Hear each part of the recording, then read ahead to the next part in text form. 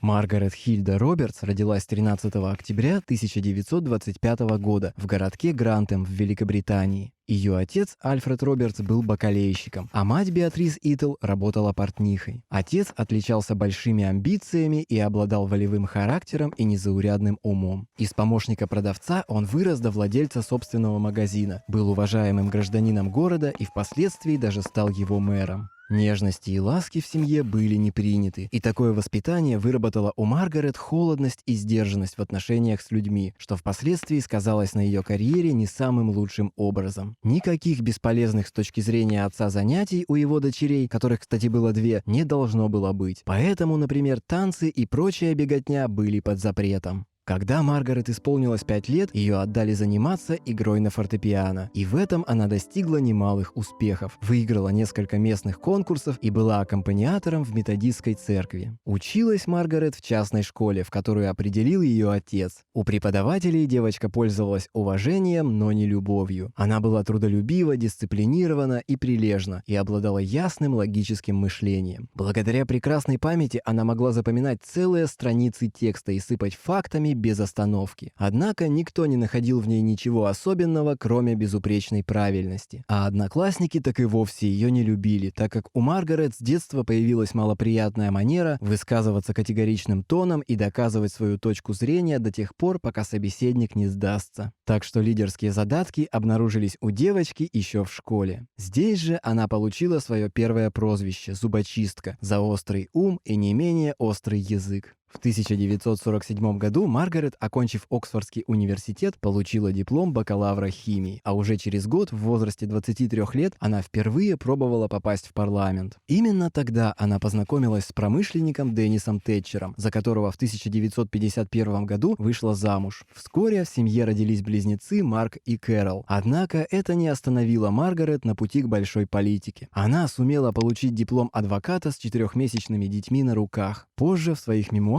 она писала: «Я посвятила своим детям ровно 9 месяцев, то время, что носила их в себе». Первая попытка начать настоящую политическую карьеру в 1950 году в качестве кандидата от партии консерваторов закончилась неудачей. И только 9 лет спустя Тэтчер смогла занять пост председателя парламентского пенсионного комитета, совмещая эту должность с главой комитета по национальной безопасности. В первой половине 70-х годов Маргарет Тэтчер получила должность министра просвещения и науки, будучи единственной женщиной в правительстве. В первые же месяцы пребывания на этом посту Маргарет привлекла внимание общественности из-за попытки урезать расходы в этой сфере, в результате чего была отменена бесплатная выдача молока школьникам в возрасте от 7 до 11 лет. Политика Тэтчер вызвала шквал критики, и в итоге Маргарет обозвали похитительницей молока. В своей автобиографии Тэтчер впоследствии писала: «Я получила ценный урок, навлекла на себя максимум политической ненависти за минимум политической выгоды».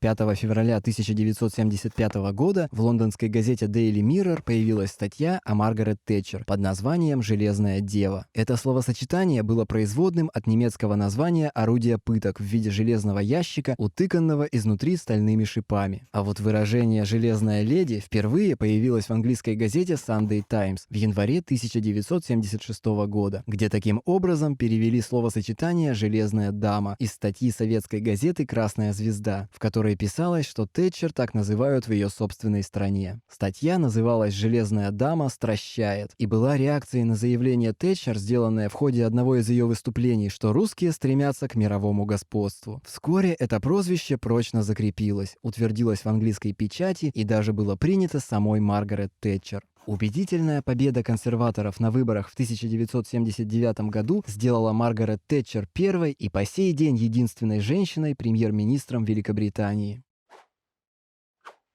Придя к власти, Тэтчер не видела перед собой великой державы. Инфляция в стране была огромной, поезда всегда опаздывали, таксофоны всегда были сломаны. Повсюду то и дело повторялись забастовки. Бастовали шахтеры, портовые рабочие, печатники, сборщики мусора и даже работники кладбищ. Тэтчер решила положить всему этому конец, претворяя в жизнь новое экономическое направление, получившее впоследствии название тэтчеризм. Это направление основывалось на строгом контроле над денежной массой, кассой, сбалансированностью бюджетов и трезвому подходу к финансовым делам в соответствии с принципом «живи посредством». Это было необходимо для снижения уровня инфляции, что являлось главной задачей, лежащей перед правительством. И ради ее выполнения игнорировался даже тот факт, что в результате увеличится безработица. Ее кабинет взял курс на снижение налогов, развитие частного предпринимательства во всех сферах, сокращение государственных расходов, особенно на социальные нужды, приватизацию предприятий и ограничение прав профсоюзов. В результате инфляцию удалось сдержать, но эта политика быстро привела к спаду производства, банкротствам, закрытию многих предприятий и массовой безработице, достигшей уровня Великой депрессии 30-х годов. В течение лета 1981 года в нескольких городах произошли мятежи, и популярность Тэтчер начала стремительно падать. Но в 1982 году ее внезапно спас конфликт с Аргентиной из-за Фолклендских островов. Победа в военном столкновении не только способствовала распространению консервативных настроений в обществе, но и доказала, что Тэтчер не зря получила прозвище «Железной леди». В результате консерваторам удалось выиграть выборы и приступить к разгрому своего главного внутреннего противника – профсоюзов. Были приняты новые законы о труде, которые значительно ослабили власть профсоюзов и их возможность вести забастовочную борьбу. Решающим столкновением стала забастовка шахтеров, которые протестовали против планов закрытия государственных угольных предприятий. Продолжавшаяся на протяжении года стачка закончилась в 1984 году полным поражением рабочих, поскольку другие профсоюзы, запуганные правительственными мерами, не осмелились прийти им на помощь. Справившись с сопротивлением профсоюзов, предприниматели стали более охотно вкладывать деньги в развитие экономики. Новые фирмы и рабочие места создавались преимущественно в южных районах Англии, тогда как промышленный север и центр страны оказались в запустении. Там закрывались прежние производства и быстро росла бедность, которая еще более усугублялась продолжающимся сокращением расходов на социальные нужды. На выборах 1987 года Север проголосовал против консерваторов, но им все-таки удалось удержаться у власти, и Тэтчер смогла продолжить проведение своих реформ. Однако, на фоне приостановки экономического роста, рыночные изменения в системе образования и здравоохранения, а также дальнейшее урезание социальных льгот не добавляли премьер-министру популярности. В итоге в 1990 году начались массовые кампании гражданского неповиновения и крупнейшие в современной истории Великобритании демонстрации протеста. В результате 22 ноября 1990 года Маргарет Тэтчер приняла решение уйти в отставку. Еще 2 года после отставки Тэтчер была членом палаты, но после, в возрасте 66 лет, решила вовсе покинуть парламент. В 1992 году Маргарет Тэтчер удостоилась получения титула баронессы, дарованного ей королевой Великобритании Елизаветой II. В дальнейшие годы она нашла себя в писательской деятельности, выпустила несколько книг, мемуаров, но назвать ее спокойной пенсионеркой было сложно. Маргарет никогда не скрывала своих убеждений, продолжала критиковать власть, правительство и откровенно обвинять некоторых политиков в бездействии. В последние годы жизни Маргарет Тэтчер тяжело болела и в 2012 году перенесла операцию по удалению опухоли мочевого пузыря. А ранним утром 8 апреля 2013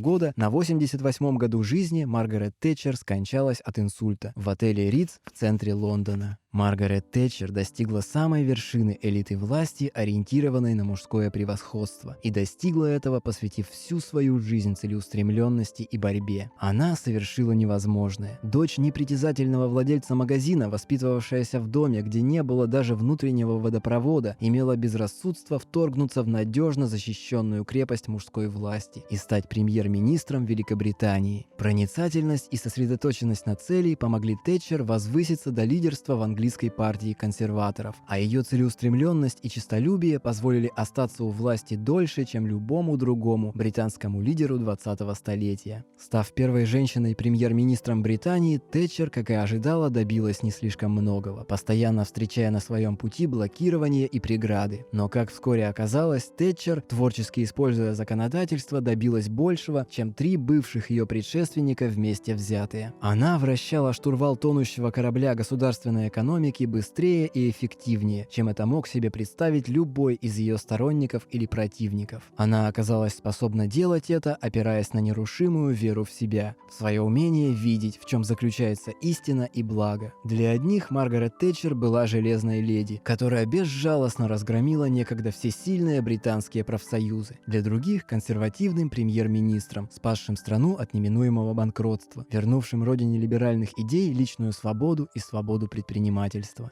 Маргарет Тэтчер оставила неизгладимый след в истории своей страны и повлияла на образ мышления всего британского общества. И, может быть, самое большое наследие она оставила для целеустремленных молодых женщин-лидеров, желающих следовать по ее стопам. Это была история Маргарет Тэтчер.